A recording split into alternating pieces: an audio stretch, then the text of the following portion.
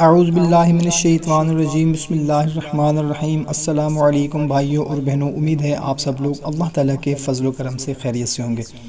بھائیوں اور بہنوں، آج میں آپ لوگوں کو ایک ایسا عمل بتانے لگا ہوں، قرآن پاک کی سورت کی صرف ایک آیت ہے جس کو کرنے سے انشاءاللہ تعالیٰ رزق کی تنگی سے آپ محفوظ رہیں گے، حفاظت میں رہیں گے۔ بہت ہی مجرب عمل ہے۔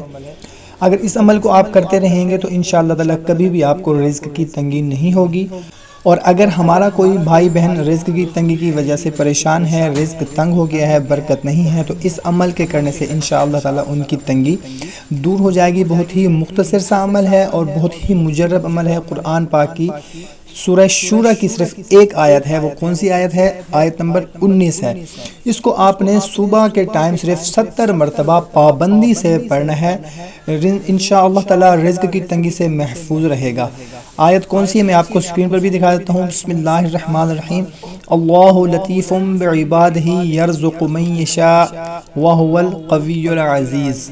اللہ نرمی رکھتا ہے اپنے بندوں پر اور روزی دیتا ہے جس کو چاہے، اور وہی ہے زور اور زبردست۔ اور اس کے علاوہ کنز الاعمال میں ہے اللہم انی ضعیف فقو فی رضاک ضعفی وخذ الی الخیر بناصیتی واجعل الاسلام منتہی رضائی۔ اللہم انی ضعیف فقونی وانی ذلیل فاعزنی وانی فقیر فارزقنی۔ یہ کنز الاعمال میں ہے کہ اے اللہ میں کمزور ہوں، تو میری کمزوری کو اپنی رضا کی طلب میں قوت دے اور بھلائی کی توفیق عنایت فرما، اور اسلام کو میری پسندیدگی کی انتہا بنا دے۔ اے اللہ میں کمزور ہوں، مجھے قوت دے، میں ذلیل ہوں، مجھے عزت دے، میں فقیر ہوں، مجھے روزی دے۔ اس کو بھی کثرت سے پڑھتے رہنا چاہیے۔ اور اس کے علاوہ حضرت عبداللہ بن مسعود رضی اللہ تعالی عنہ فرماتے ہیں، رسول اللہ صلی اللہ تعالی علیہ وسلم نے ارشاد فرمایا، جس نے گھر میں داخل ہو کر سورہ اخلاص پڑھی تو اس کے گھر والوں سے اور اس کے پڑوس والوں سے فقر دور ہو گیا۔ مجموع الزوائد میں ہے۔ سبحان اللہ۔ تو ناظرین، رزق کی طلب کرنے کے لیے، برکت کے لیے ضروری ہے کہ ہمیں خود بھی کوشش کرنی چاہیے۔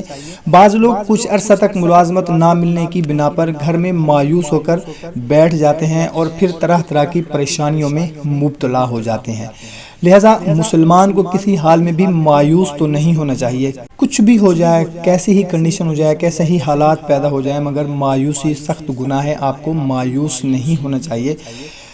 اللہ تبارک و تعالیٰ سے اچھی امید رکھنی چاہیے اور گھر پر نا امید بالکل نہ بیٹھیے۔ صبح سے شام تک کوشش کریں، 5 وقت کی نماز کا جماعت سے اہتمام کریں، اور خود بھی یہ دعائیں مانگیں اور بیوی بچوں سے بھی کہیں کہ وہ بھی یہ دعائیں مانگیں۔ اسی طرح گناہوں سے توبہ کر لیں اور چھوٹے بڑے ہر گناہ سے بچنے کی پوری کوشش کریں۔